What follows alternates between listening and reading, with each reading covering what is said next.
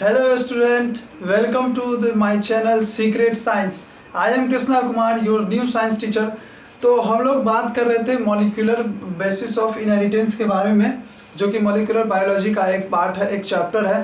तो मैंने लेक्चर 1 उसमें दे रखा है और ये रहा लेक्चर 2। तो मैंने उसमें कुछ चीज़ें, लेक्चर ज़्यादा बड़े हो जाती है इसीलिए मैंने कुछ चीज़ें सोचा था कि आगे प्रोसीड कर दूंगा। तो उसकी जो कुछ चीज़ें हैं बस थोड़ा सा वो पहले यहाँ पे देख लेते हैं।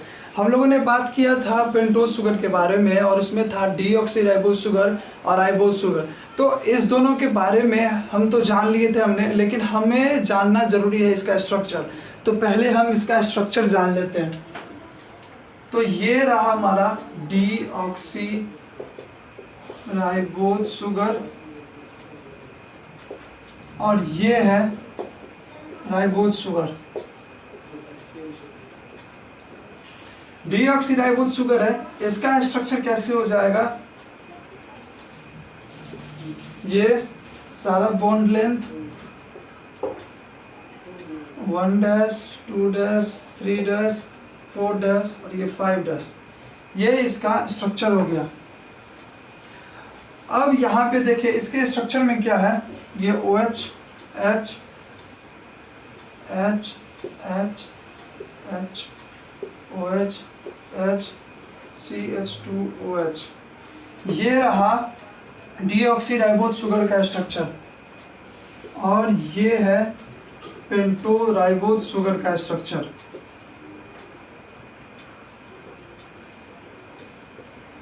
और dash 5 dash CH2OH H OH H OH H H OH।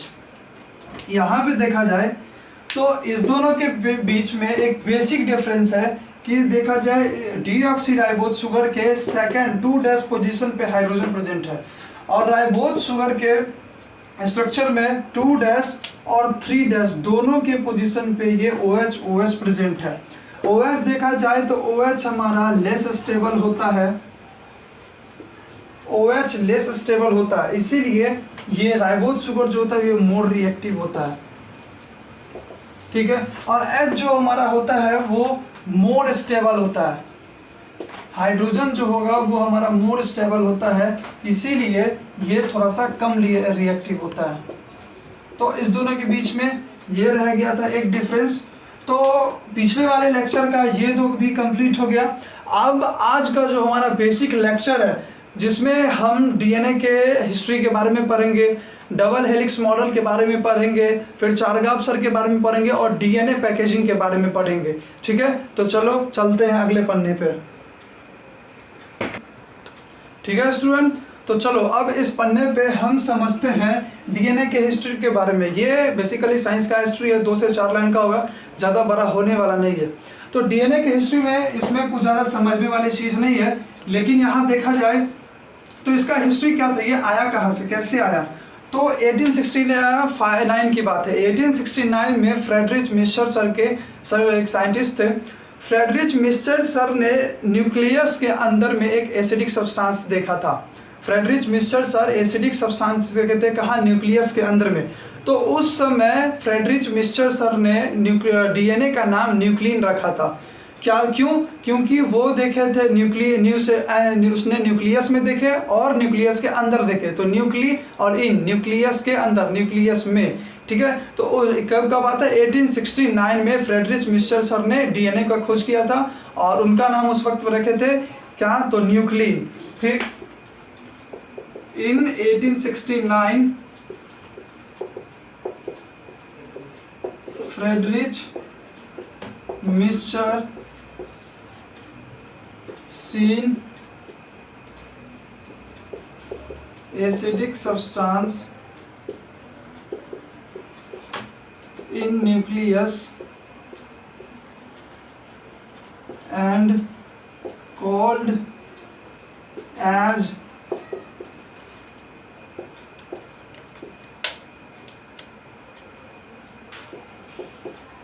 Nuclein, ठीक है। तो उसका नाम न्यूक्लिन रखा था।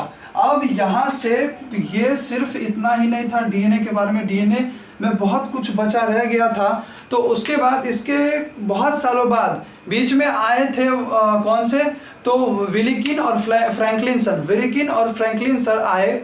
उसके बाद एक्सरे, उस समय में क्या था ना कि यहाँ 1869 के समय में उतना ज़्यादा टेक्नोलॉजी था नहीं जो सर उनको एक्सट्रैक्ट करते डीएनए के स्ट्रैंड्स को।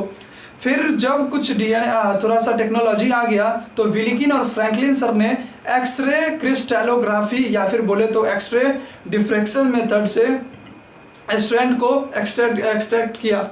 उसको एक्सट्रैक्ट करने के बाद क्या हुआ, वो थोड़ा सा कुछ कुछ जान पाए, ज़्यादा नहीं जाने लेकिन थोड़ा सा जाने, और उसके बाद उसको डेटा को प्रपोज कर दिए। ठीक, उसके बाद करने के आने के बाद वाटसन और क्रिक सर, दो साइंटिस्ट आए, वाटसन और क्रिक। वाटसन और क्रिक सर क्या किए 1953 में, देखो 1869 से सीधा 1953 में आते हैं वाटसन और क्रिक सर। जो विलिकिन और फ्रैंकलिन सर का जो डेटा दिया हुआ था उससे वो प्रपोज किए, और उससे निकालने के बाद उस वक्त का सबसे ही फेमस मॉडल और इंटरेस्टिंग मॉडल रहा था वो है डीएनए डबल हेलिक्स मॉडल। तो वाटसन और क्रिक सर दोनों ने मिलकर डीएनए डबल हेलिक्स मॉडल बनाया था। ठीक, कब, तो in 1953 Watson and Crick proposed a model called DNA double helix model. ठीक है, तो कुछ अपना भी रिसर्च था और कुछ रिसर्च फ्रैंकलिन और वाटसन सर के भी रिसर्च के हेल्प से उन्होंने इसको खोजा था। तो अब हम बात करते हैं डीएनए डबल हेलिक्स मॉडल के बारे में। डीएनए डबल हेलिक्स मॉडल क्या था, उसमें क्या क्या चीज़ें थी। तो डीएनए के बारे में सबसे पहले बताया गया उसमें, ये रहा DNA double helix model. DNA के बारे में कुछ हद तक बताया गया। पहला पॉइंट था कि डीएनए डबल हेलिक्स मॉडल है, DNA is a two polynucleotide double helix model, double helix strand. ठीक है, पहला मॉडल में, डबल हेलिक्स मॉडल में पहला पॉइंट था हमारा कि डीएनए जो होता है वो, डीएनए क्या होता है, तो two nucleotide double helix model, two nucleotide polynucleotide double helix model. ठीक है, पॉलीन्यूक्लियोटाइड डबल हेलिक्स मॉडल मतलब कि डीएनए जो होता है वो दो स्ट्रैंड से बना होता है, दो पॉलीन्यूक्लियोटाइड स्ट्रैंड से बना होता है। ठीक है, सेकंड वाला बताते हो आगे। ठीक है, तो अब चलते हैं, पहला पॉइंट तो हमारा रह गया था। पहला पॉइंट क्या था कि डीएनए जो होता है वो डबल हेलिकल स्ट्रैंड होता है, उसमें दो स्ट्रैंड्स होते हैं। ठीक, अब उसके दो स्ट्रैंड्स के बारे में दूसरा पॉइंट में बताया गया था, बोथ द स्ट्रैंड्स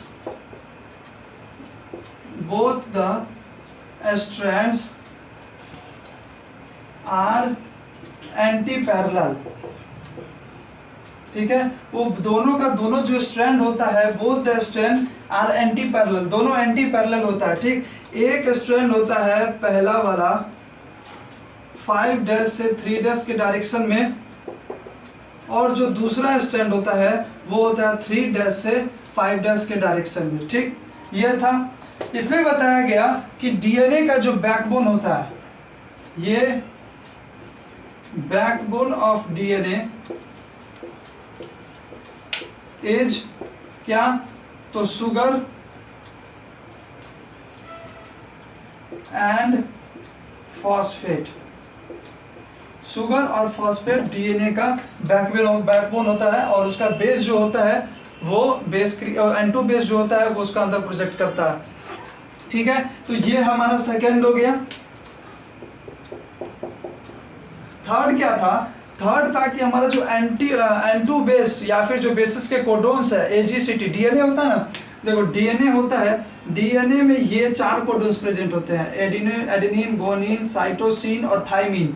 और जो आरएनए होता है उसमें प्रेजेंट होता है एडेनिन, गुआनिन, साइटोसिन और यूरासिल। आरएनए में यू जो होता है हमारा यूरासिल जो होता है वो प्रेजेंट होता है, और डीएनए में यू एब्सेंट होता है, यूरासिल एब्सेंट होता है, थायमिन प्रेजेंट होता है। ठीक है, तो यहाँ तीसरा पॉइंट भी बताया गया कि ये ए होता है, जो जितने भी 4 कोडोन्स है ये सारे कोडोन्स एक दूसरे से लिंक्ड होते हैं हाइड्रोजन बॉन्ड के हेल्प से। ठीक है, जिसमें कि एडेनिन जो होता है ए लिंक होता है link with T with 2 hydrogen bonds. ए जो है हमारा टी के साथ एडेनिन थायमिन के साथ लिंक होता है 2 हाइड्रोजन बॉन्ड के हेल्प से। ठीक, और guanosine link with C with 3 hydrogen bonds.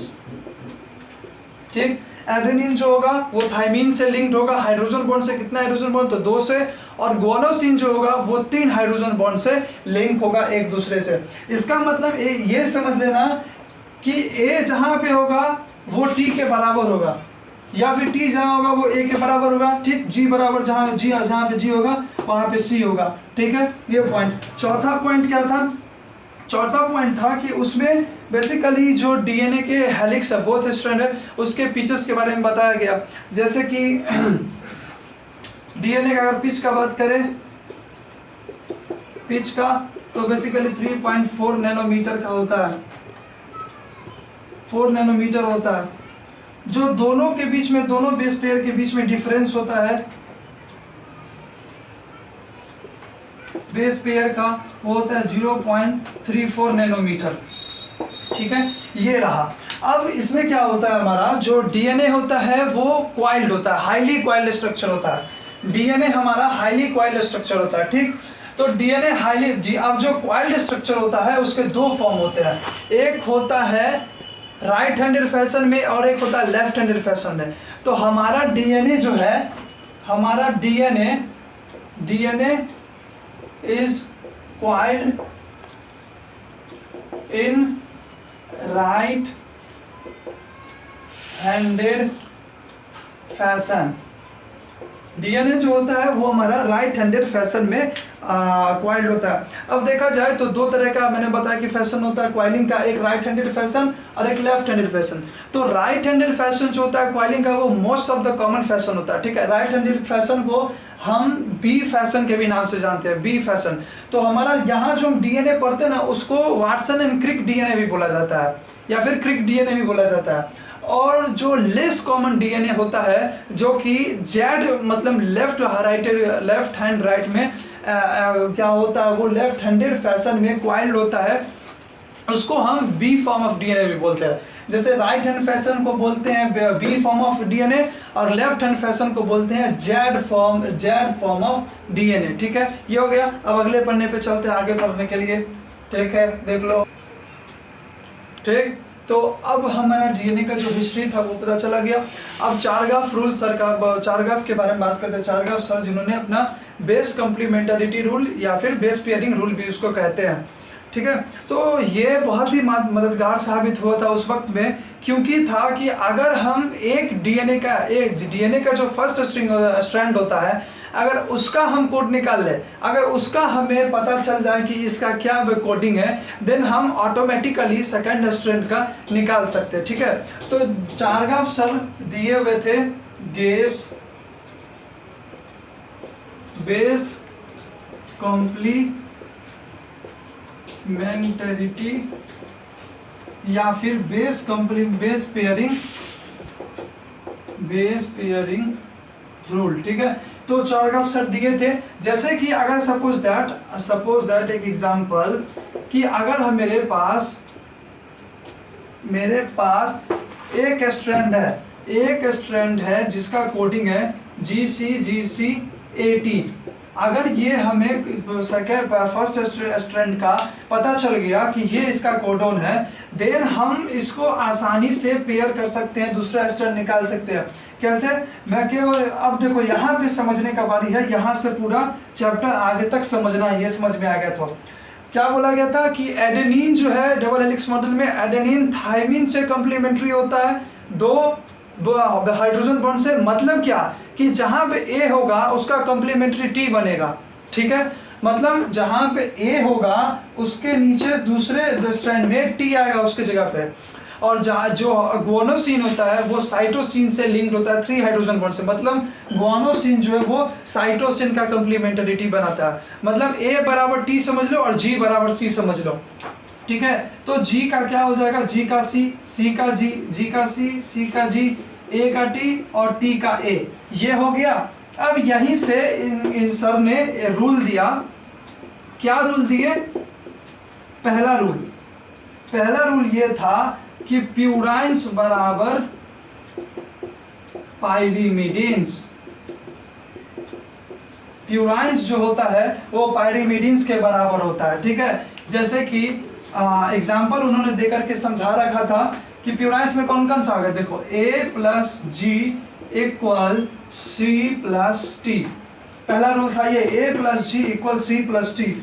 अब मैंने एग्जाम्पल पहले ही दे दिया, पहले ही दे करके समझा दिया ताकि ये इजीली समझ में आ जाए। सिंपल सा याद रखना है, बेस कंप्लीमेंट्री रूल में, base complementary rule pairing rule यही बताता है कि जब भी हमारे पास एक स्ट्रैंड का पेयर दिया हो, एक स्ट्रैंड का कोडोन दिया हो, तो इजीली इसका निकाल सकते हैं दूसरे स्ट्रैंड का। कैसे, तो सिंपल याद रखना है, अगर जी होगा तो जी के जगह पे सी देंगे, सी होगा तो सी के जगह पे जी, ए होगा तो ए के जगह पे टी, और टी होगा तो ए के जगह पे टी के जगह पे ए देंगे, ये होगा, ठीक है। बेस कंप्लीमेंट्री रूल में क्या था कि प्यूराइंस जो होता है वो पाइरीमिडीन्स के बराबर होता है, मतलब ए बराबर ए प्लस सी बराबर सी प्लस टी होता है, ठीक। वही A प्लस जी बराबर C प्लस टी बराबर 1 होता है। ये पहला रूल था चारगाफ सर का। दूसरा रूल बड़ा ही सिंपल था। दूसरा रूल क्या था, AG, दूसरा रूल था AT equals AT by G plus C equals constant. ये AT by G plus C equals constant, मतलब वो बोल रखे थे कि बेस कंप्लीमेंटरिटी रूल यही बोलता है प्यूराइंस इक्वल पाइरीमिडीन्स, जहाँ पे प्यूराइंस का और पाइरीमिडीन्स का रेशियो या तो रेशियो 1 होगा और कहीं कहीं जगह पे ये कांस्टेंट होगा, ठीक है। तो 1 पे ज़्यादा फोकस किया गया, इसीलिए हमको 1 के बारे में पढ़ना है, क्योंकि ये most of the common ratio होता है। ये ह्यूमंस में देखा जाए, मैमल्स के हर चीज़ में होता है, और ये लेस कॉमन है। इसका कांस्टेंट ये लेस कॉमन है, बहुत ही कमों में देखा जाता है, लेकिन ये बहुत ही कॉमन है। और यहाँ से एक चीज कि चारगाफ रूल्स जो था उनका कुछ ड्रॉबैक था, ड्रॉबैक नहीं था, हालांकि सर ने वो खुद बनाए ही थे। ये चारगाफ रूल जो होता है वो single stranded genetic material, single stranded RNA पे काम नहीं करता है, ना ही सिंगल स्ट्रैंडेड डीएनए पे काम करता है। वो रूल सिर्फ और सिर्फ लागू होगा कहाँ पे, तो वो सिर्फ और सिर्फ अप्लाई होगा डबल स्ट्रैंडेड डीएनए, या फिर डबल स्ट्रैंडेड तो आरएनए होता नहीं तो वहाँ कहाँ से लगाएंगे, तो कहीं कहीं जहाँ होता है वहाँ पे हम यूज़ करते हैं। तो डबल स्ट्रैंडेड डीएनए होता है, वहाँ पे चारगाफ रूल्स का अप्लाई करेंगे। It is applicable on double stranded DNA और जेनेटिक मटेरियल, ठीक है। ये हो गया हमारा चारगाफ रूल। चारगाफ रूल में पहला रूल क्या हुआ, बेस कंप्लीमेंटरिटी रूल था, जिसमें A बराबर T होगा, G बराबर C होगा, A plus G by C plus T बराबर 1 होता है। ये इसको याद रखना। प्यूराइंस बराबर पाइरीमिडीन्स याद रखना। प्यूराइंस क्या होता है, एडेनिन गोनोसिन। पाइरीमिडीन्स क्या होता है, साइटोसिन, थाइमिन और यूरासिल। डीएनए पढ़ रहे हैं, डीएनए में तो यूरासिल आता नहीं है, T ही आता है, थाइमिन आता है। तो A plus C equal C plus T कर देंगे। ये हमारा चारगाफ सर का रूल हो गया। तो रूल पढ़ लिए। अब हम यहाँ से पढ़ेंगे इसको कंप्लीट करने के बाद डीएनए का पैकेजिंग, कि डीएनए को हम पैक कैसे करते हैं। इससे पहले एक क्वेश्चन बता देता हूँ इसको पढ़ने से पहले। जैसे कि सपोज दैट यहाँ से कुछ मैथमेटिकल क्वेश्चन आते हैं। क्या होता है कि जैसे सपोज दैट एक डीएनए का सैंपल दे दिया जाए, एक डीएनए का सैंपल दे दे, जैसे कि बोले कि अगर एडेनिन का वैल्यू 30% है, अगर एडेनिन का वैल्यू 30% है तो ग्वानोसिन का वैल्यू क्या होगा, ग्वानोसिन कितने का परसेंटेज क्या होगा। सिंपल लॉजिक लगाना है, परसेंटेज है मतलब कितना हो जाएगा, ये हो जाएगा। अब एडेनिन है, एडेनिन किसके बराबर होता है? थाइमिन के बराबर। तो अगर एडेनिन थाइमिन के बराबर होता है तो A इक्वल्स अगर T हो गया 30 हो गया तो T इक्वल्स भी 30 हो गया, मतलब टोटल हमारा 60% यहाँ ऑक्युपाइड है। अब बचा कितना? 40%। 40% अब बचा यहाँ पे, 40% बचा। तो गोनोसिन बराबर साइटोसिन होता है। तो अगर वो फॉर्मूला से निकाले या फिर यहाँ से निकाले कि गोनोसिन और साइटोसिन बराबर होता है तो मतलब 40% का आधा आधा कर देंगे तो बराबर हो जाएगा। इसका मतलब क्या होगा कि गोनोसिन का हो जाएगा 20% और साइटोसिन का भी हो जाएगा हमारा 20%। तो इसी तरह से इसमें इस तरह का क्वेश्चन आता है जो कि ऐसे हम बनाएंगे। और एक दूसरा क्वेश्चन इस टाइप का आता है, दूसरा क्वेश्चन इस टाइप का आता है, दे दिया जाएगा कि एक कम्प्लीमेंट्री है, एक स्ट्रैंड दे दिया गया है 5 से 3 वाला, आपको उसका कम्प्लीमेंटरिटी दिखाना है, उसका कम्प्लीमेंटरिटी दिखाना है। तो क्या करना है? सिंपल G को लिंक करना है C से, C को G से, A को T से और T को A से। याद रखना है G बराबर C, T बराबर A बराबर T या फिर C बराबर G, बस यही है। ठीक है, चारगाफ सर का रूल खत्म। अब बात करते हैं हम लोग DNA पैकेजिंग के बारे में। चलो ठीक, तो अब DNA पैकेजिंग के बारे में हम स्टार्ट करते हैं। पहला DNA पैकेजिंग के बारे में पढ़ेंगे तो क्या आएगा? पहले हम प्रोकैरियोट्स और यूकैरियोट्स, हमारे पास दो कंडीशन पहले बढ़ जाएगा। ठीक है, तो प्रोकैरियोट्स के बारे में तो हम जानते हैं कि प्रोकैरियोट्स के पास फॉल्स न्यूक्लियस होता है, एक स्पेसिफिक न्यूक्लियस उसके पास होता नहीं है। तो क्या होता है ना कि वहाँ DNA होता कहाँ है? तो DNA वहाँ पे साइटोप्लाज्म के अंदर होता है। साइटोप्लाज्म के अंदर में एक स्पेशल एरिया होता है जिसका नाम है न्यूक्लियोइड। न्यूक्लियोइड के जगह पे प्रोटीन्स के हेल्प से DNA बाइंडेड होता है, मतलब वहीं पे साइटोप्लाज्म में जाना है, न्यूक्लियोइड खोजना है, वहां पे हमको DNA मिल जाएगा। कहाँ पे? प्रोकैरियोट्स में। यूकैरियोट्स में क्या होता है? यूकैरियोट्स में सिंपल न्यूक्लियस के अंदर होता है। तो अब हम यहाँ पे पहले बात करते हैं कि DNA को जो पैकेज करता है उसका होल प्रोसेस क्या होता है, होल प्रोसेस क्या होता है। अच्छा, इससे पहले एक बता देता हूँ, DNA डीनेचुरेशन एक टर्म आता है, DNA डीनेचुरेशन, ये बहुत ही काम आने वाला और यूजफुल है। DNA डीनेचुरेशन का मतलब होता है कि DNA हमारा कैसा होता है? सिंगल स्ट्रैंडेड या डबल स्ट्रैंडेड? Double stranded. तो जब डबल स्ट्रैंडेड DNA को हम सिंगल स्ट्रैंडेड DNA में कन्वर्ट कर देते हैं तो उसको बोलते हैं DNA denaturation. Double stranded DNA जब सिंगल स्ट्रैंडेड DNA में कन्वर्ट हो जाएगा तो क्या हो जाएगा? उस प्रोसेस को बोलेंगे DNA डीनेचुरेशन। ठीक है, अब ये जो DNA नेचुरेशन होता है इसमें बेसिकली क्या करते हैं? इसमें बेसिकली हम हाइड्रोजन बॉन्ड को तोड़ते हैं। ये क्या होगा? Conversion of double stranded DNA into single stranded DNA by breaking of hydrogen bond. ठीक है, हाइड्रोजन बॉन्ड को तोड़ेंगे तो डबल स्ट्रैंडेड DNA क्या हो जाएगा? सिंगल स्ट्रैंडेड DNA में कन्वर्ट हो जाएगा। अब कुछ ऐसे भी फैक्टर्स है जो कि डीनेचुरेशन को अफेक्ट करता है। ठीक है, फैक्टर्स अफेक्टिंग, कौन कौन सा? पहला फैक्टर हमारा आता है हाई टेम्परेचर। हाई टेम्परेचर, अगर टेम्परेचर हाई हो, कितना हो? 80 डिग्री सेल्सियस या फिर उससे ऊपर। अगर टेम्परेचर 80 डिग्री सेल्सियस हो या फिर उससे ऊपर हो तो क्या होगा? Double stranded DNA automatically single stranded DNA में कन्वर्ट हो जाएगा। ठीक है, अगर चेंज हुआ pH में तो चेंज इन pH, सिंपल सा दिमाग लगाना है कि DNA पहले से ही एसिडिक में होता है। अगर DNA एसिडिक में होगा इसका मतलब क्या होगा? DNA एसिडिक में होगा तो अगर ये बेसिक की तरफ ज़्यादा बढ़ने लगे, 7 से भी ऊपर होने लगे तो उसका ये double stranded DNA single stranded DNA में कन्वर्ट हो जाता है। तीसरा, अगर लो कंसंट्रेशन हो जाए आयन का तो लो कंसंट्रेशन ऑफ आयन, अगर कंसंट्रेशन का लो हो जाए तो ये कन्वर्ट हो जाएगा हमारा डबल स्ट्रैंडेड से सिंगल स्ट्रैंडेड DNA में। अब देखो DNA डीनेचुरेशन से कुछ ऐसे तरह के क्वेश्चंस आते हैं, जैसे कि दो स्ट्रैंड दे दिया जाएगा, बोलेगा कि ये है GCGCAT,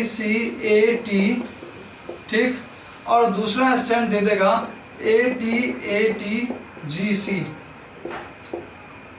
अब बोला जाएगा कि अगर हम इसको हीट करते हैं, अगर इस दोनों को हीट करते हैं तो कौन टूटेगा जल्दी।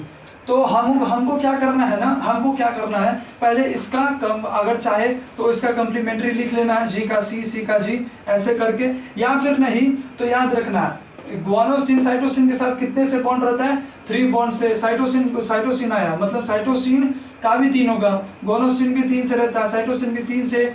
एडेनिन कितने बॉन्ड से रहता है, 2 बॉन्ड से। थाइमिन 2 बॉन्ड से। फिर इसके ऊपर में लिखना है adenine 2 bond, thymine 2 bond, adenine 2, thymine 2, गोनोसिन 3 और साइटोसिन 3। ठीक है, अब इसको हम क्या करेंगे, इस सब को ऐड करो, इसका वैल्यू कितना आता है, तो 3, 12 और ये 16 और ये कितना आ जाएगा, 2, 4, 6, 8, 3, 3, 6 और 6, 12 to 14, ये 14 आ जाएगा और ये 16 आ जाएगा। तो ध्यान में हमको ये रखना है कि जिस भी स्ट्रेंथ का वैल्यू जीसी वैल्यू जितना ज़्यादा रहेगा, इसको जीसी वैल्यू बोलते हैं, जीसी अमाउंट। जिसका जीसी अमाउंट जितना ज़्यादा रहेगा वो ज़्यादा अमाउंट हीट ऑफ लगेगा इसको तोड़ने में। मतलब अगर इसका वैल्यू ज़्यादा है तो वो बहुत ही देर में टूटेगा इसके कंपेयर में, ये पहले ही टूट जाएगा। तो यहाँ से एक चीज़ आता है, TM directly proportional to GC amount. मतलब ये है कि जिसका वैल्यू जितना ज़्यादा उसको उतना टेम्परेचर चाहिए टूटने में। 16 का वैल्यू बहुत ज़्यादा है, फर्स्ट का वैल्यू 16 है, 40 सेकंड का 14 है, मतलब फर्स्ट का ज़्यादा है तो फर्स्ट को टाइम लगेगा टूटने में, लेकिन सेकंड वाला जो हमारा होगा वो जल्दी टूट जाएगा। तो DNA डीनेचुरेशन के बारे में हो गया। अब फाइनली बात करते हैं DNA पैकेजिंग के बारे में। ठीक, और एक मिनट, जो GC वैल्यू एक बताता हूँ मैं, जीनोमी होता है एक जीनोमी, जिसको C वैल्यू के नाम से भी जानते हैं। जीनोमी का मतलब होता है हमारे सेल में जो जीन्स है, जो कोडोन्स है, उसी को बोलते हैं जीनोमी। जैसे ह्यूमन जीनोमी है, ह्यूमन जीनोमी मतलब टोटल बेस पेयर कितना हो गया, एक सेल में total amount of base pair हम जीनोमी बोलते हैं उसको। ह्यूमन जीनोमी कितना होता है, हैप्लॉइड का बात करें तो 3.3 × 10⁻⁹ बेस पेयर, डिप्लॉइड में 6.6 हो जाएगा। तो जीनोमी बोले या फिर C वैल्यू, जीनोमी को C वैल्यू भी बोलते हैं, उसका सिंपल सा मतलब होता है टोटल बेस पेयर इन अ सेल, वो हो जाएगा जीनोमी। ठीक, अब बात करते हैं DNA पैकेजिंग के बारे में।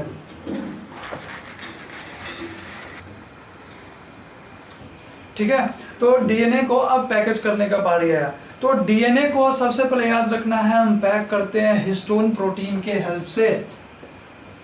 DNA is packed through histone protein। ठीक, तो अब बात हम करते हैं कि इतने सारे भी प्रोटीन्स हैं, जैसे कि अमीनो एसिड्स में देखा जाए तो बहुत सारे आर्जिनिन है, लाइसिन है और बहुत सारे थाइमिन है, वो सारे हैं। तो यहाँ पे हिस्टोन प्रोटीन को ही क्यों लिया गया, इसका रीजन देख लेते हैं पहले। हिस्टोन प्रोटीन का अगर हम बात करें तो हिस्टोन को पहले देखो, ये हमारा DNA बाइंडिंग, इसको हम DNA बाइंडिंग प्रोटीन के भी नाम से जानते हैं। ठीक, पहला पॉइंट तो ये कॉमन हो गया, इसका इंट्रोडक्शन हो गया।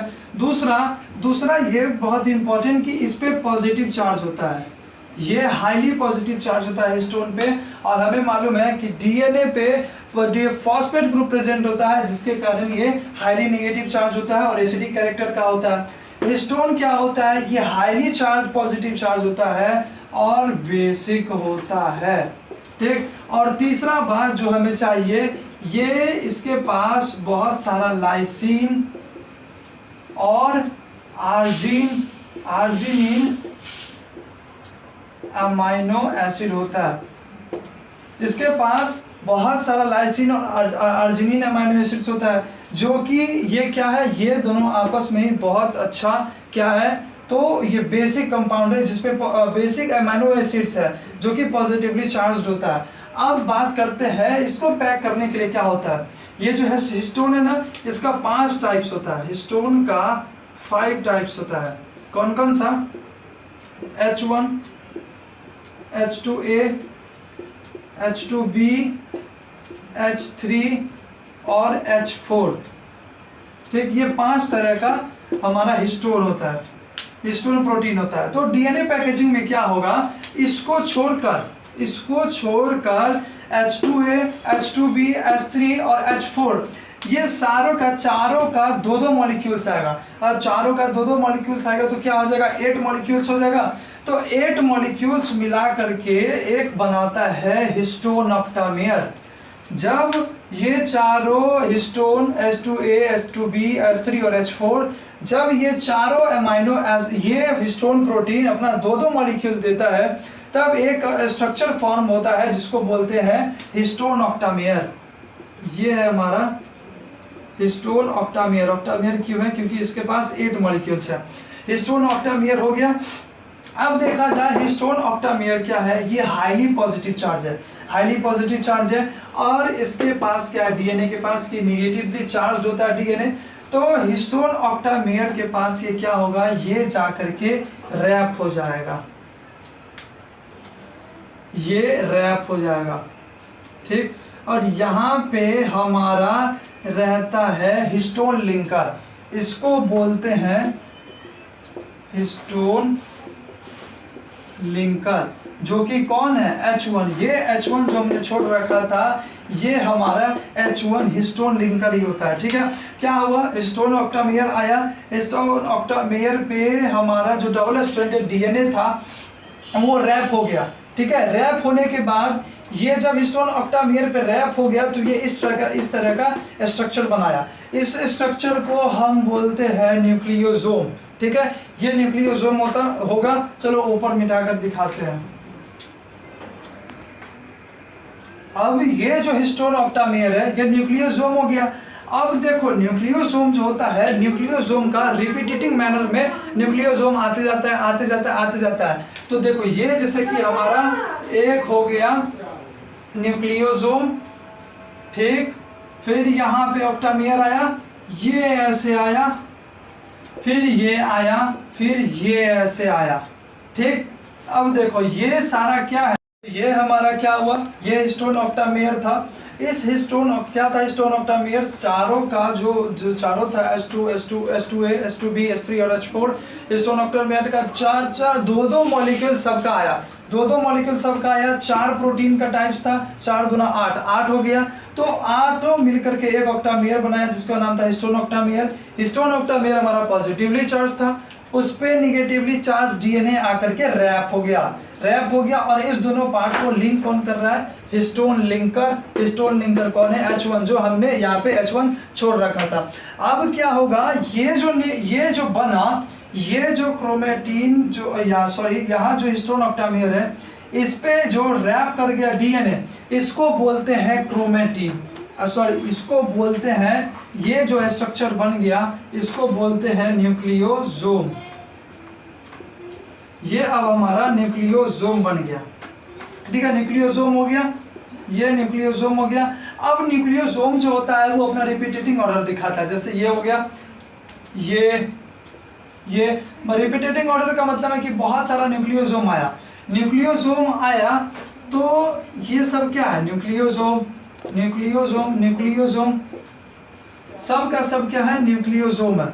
तो अब सारा का सारा न्यूक्लियोसोम कर मिला के, मतलब बहुत सारा न्यूक्लियोसोम को मिला देंगे तो बनेगा एक क्रोमेटिन बनेगा।